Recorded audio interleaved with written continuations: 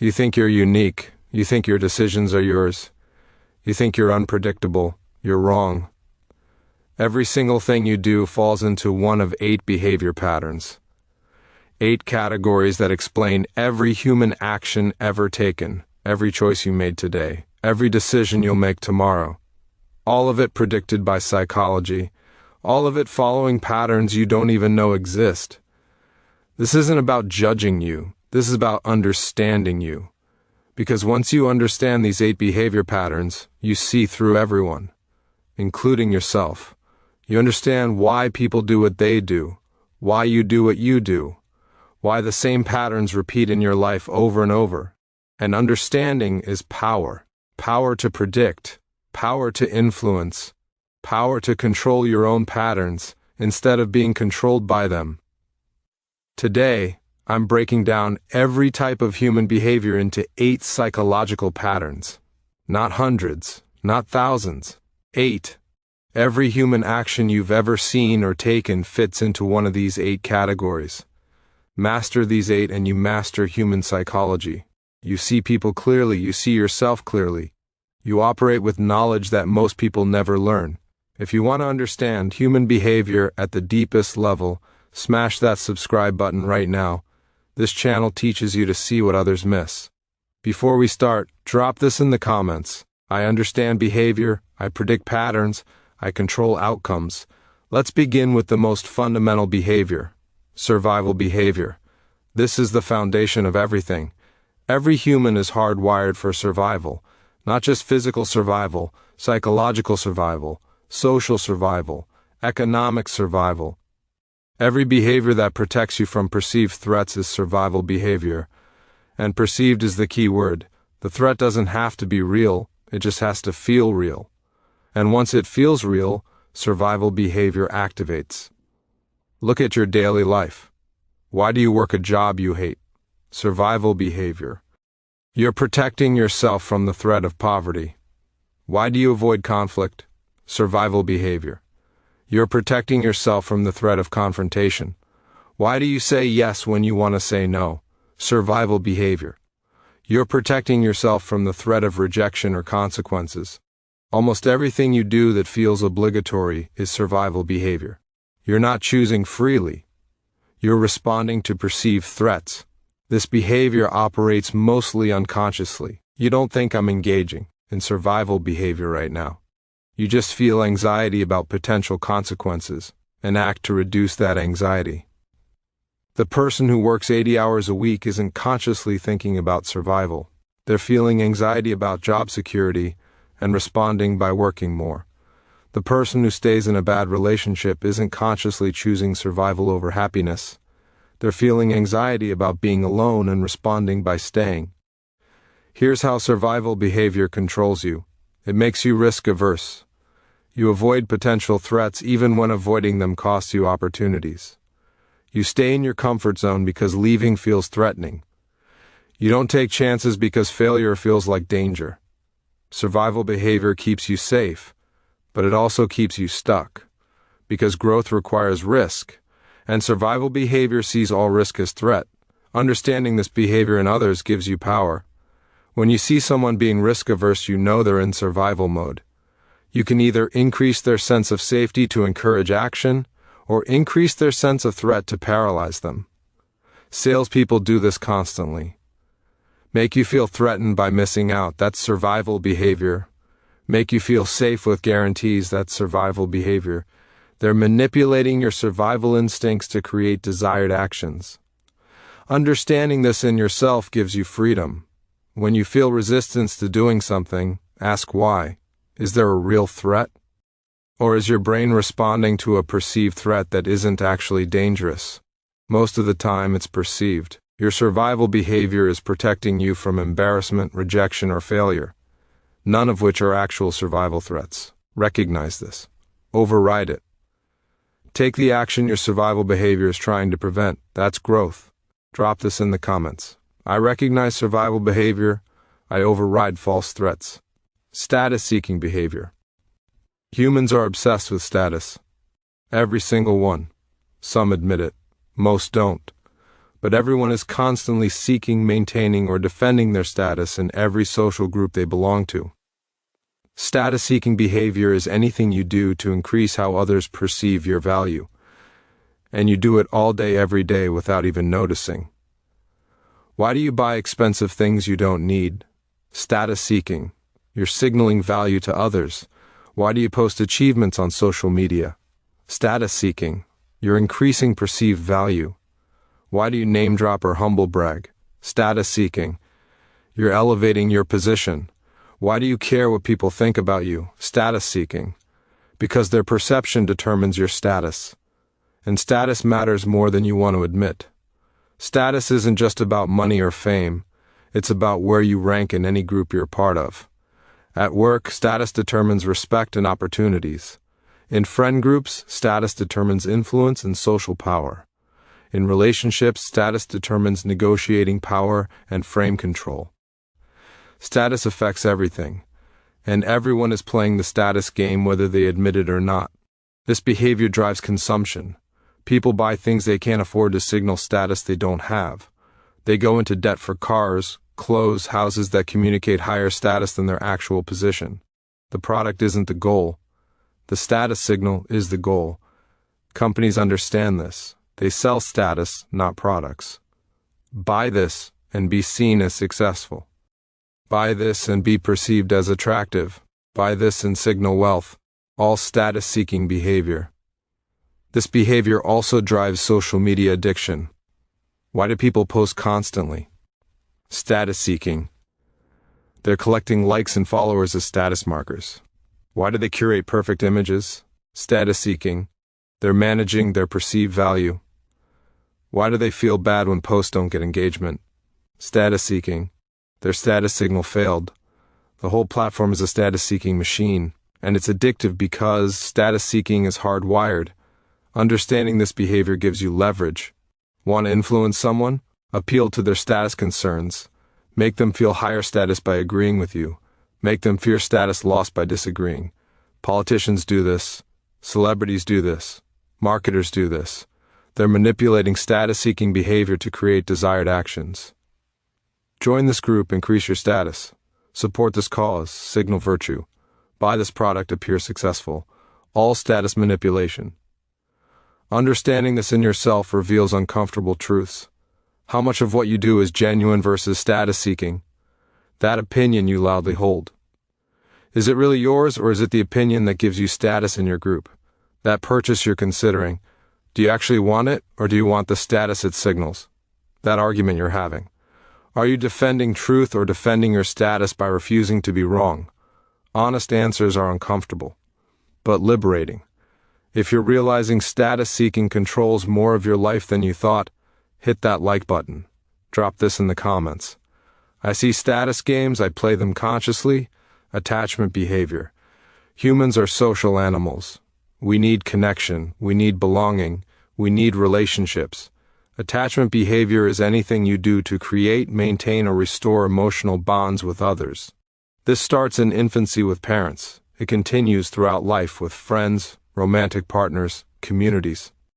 You're always either building attachment or maintaining it, or desperately trying to restore it when it's threatened. Why do you text someone constantly? Attachment behavior. You're maintaining connection. Why do you get anxious when someone doesn't respond? Attachment behavior. You're perceiving threat to the bond. Why do you forgive people who hurt you repeatedly? Attachment behavior. You're trying to restore connection despite evidence you shouldn't. Why do you feel lonely? Attachment behavior. Your need for connection isn't being met. This behavior creates both healthy and unhealthy patterns. Healthy attachment looks like building genuine connections with people who reciprocate. Unhealthy attachment looks like clinging to people who hurt you because being alone feels worse. Healthy attachment is selective and boundaried. Unhealthy attachment is desperate and boundaryless. Most people exhibit both depending on the relationship. Understanding attachment styles explains relationship patterns. Anxious attachment makes you clingy and seeking constant reassurance. Avoidant attachment makes you emotionally distant and uncomfortable with intimacy. Secure attachment makes you comfortable with both closeness and independence. Most people are some combination, and your attachment style determines your relationship success more than compatibility does. This behavior is easily manipulated. Create attachment, then threaten to withdraw it. That's emotional manipulation. Make someone dependent on you for emotional connection, then use that dependency as leverage. Toxic people do this constantly. They create strong attachment through love bombing, then threaten withdrawal to control behavior. The other person's attachment behavior makes them accept terrible treatment to avoid losing the connection. Understanding this in yourself protects you. Are you maintaining relationships out of genuine connection or out of fear of being alone? Are you tolerating bad behavior because you're attached, or because the relationship is actually good? Are you desperately seeking connection from people who don't reciprocate? Attachment behavior without awareness creates suffering. Attachment behavior with awareness creates healthy relationships. Drop this in the comments. I build healthy attachments, I release unhealthy ones. Avoidance behavior. If attachment is moving toward things, avoidance is moving away from things. Avoidance behavior is anything you do to escape discomfort, pain, anxiety, or negative emotions. And you do it constantly. Procrastination is avoidance. Addiction is avoidance. Distraction is avoidance. Denial is avoidance. Anytime you're running from something uncomfortable, you're exhibiting avoidance behavior. Why do you scroll social media for hours? Avoidance.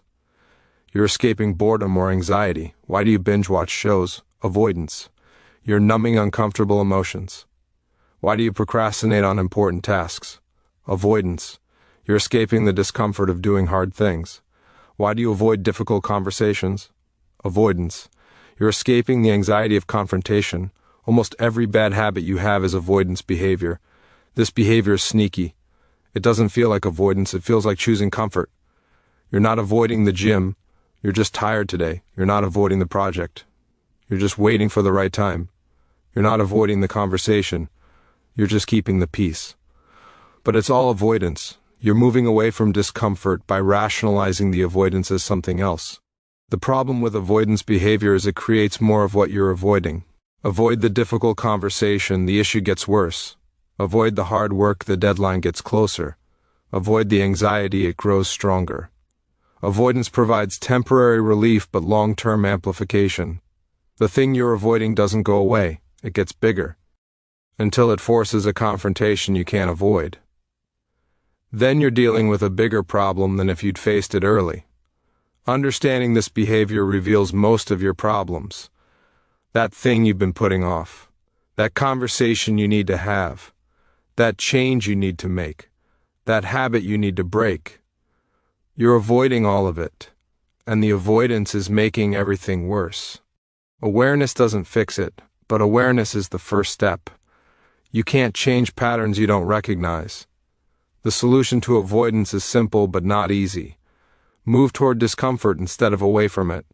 Have the difficult conversation. Do the hard work. Face the anxiety. Sit with the emotion instead of numbing it.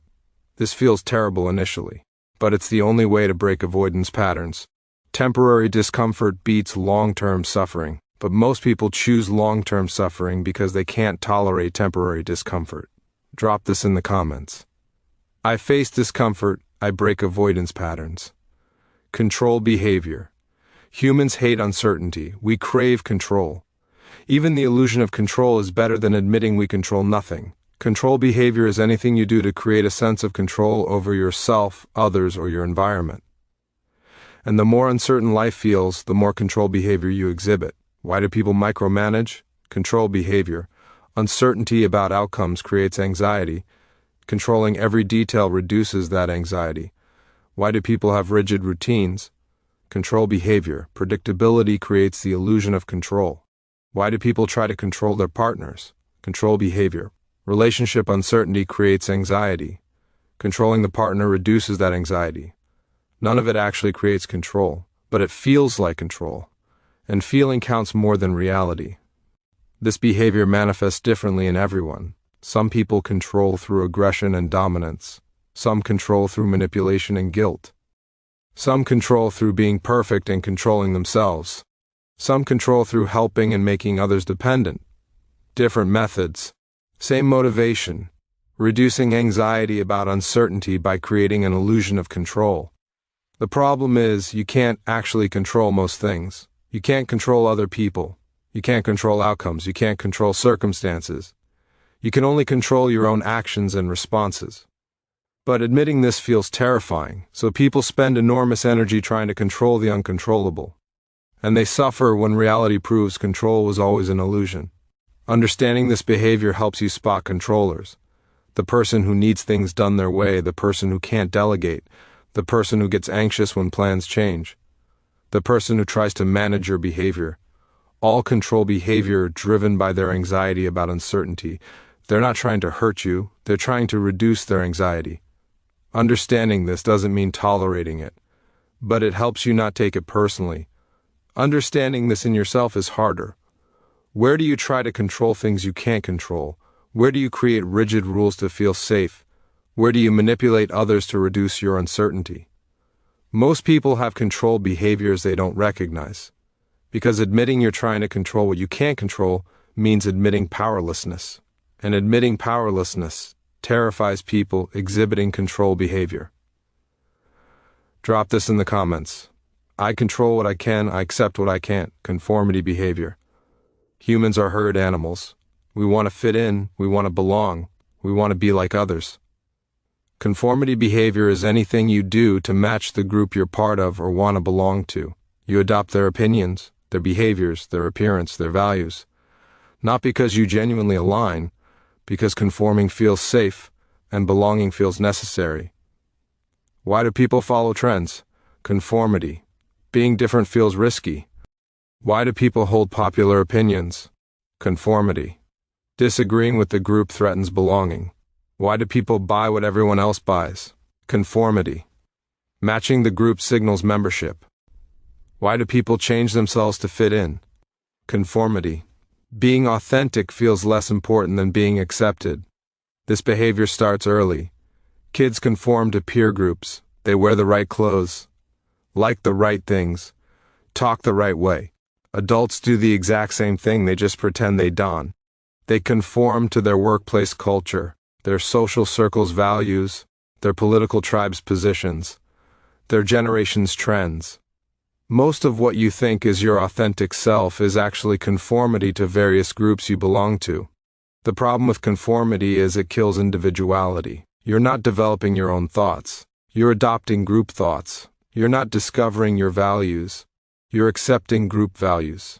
You're not being yourself. You're being the version of yourself that gets accepted. And that version might have nothing to do with who you actually are. Understanding this behavior reveals uncomfortable truths. How much of your identity is actually yours versus adopted from groups? That political opinion you hold strongly. Did you reason your way to it, or did you adopt it from your tribe? That lifestyle you live, did you choose it, or does it match what your social group expects? That person you present yourself as, is that really you, or is that the conforming version that gets accepted? Most people never question this. They assume their thoughts and behaviors are authentic. They're not. They're conformity patterns absorbed unconsciously. Breaking these patterns requires asking hard questions. What do I actually believe versus what does my group believe? What do I actually want versus what does my group want from me? What am I pretending to be versus what am I actually? Answers reveal how much of you is conformity. Drop this in the comments. I recognize conformity, I choose authenticity. Reward-seeking behavior. Humans move toward pleasure. We chase rewards. We repeat actions that feel good. Reward-seeking behavior is anything you do to get positive feelings, outcomes, or experiences. Food, sex, money, validation, achievement, status, all rewards. And you're constantly seeking them whether you realize it or not. Why do you check your phone constantly? Reward-seeking. Random notifications trigger dopamine. Why do you eat when you're not hungry? Reward-seeking. Food provides immediate pleasure.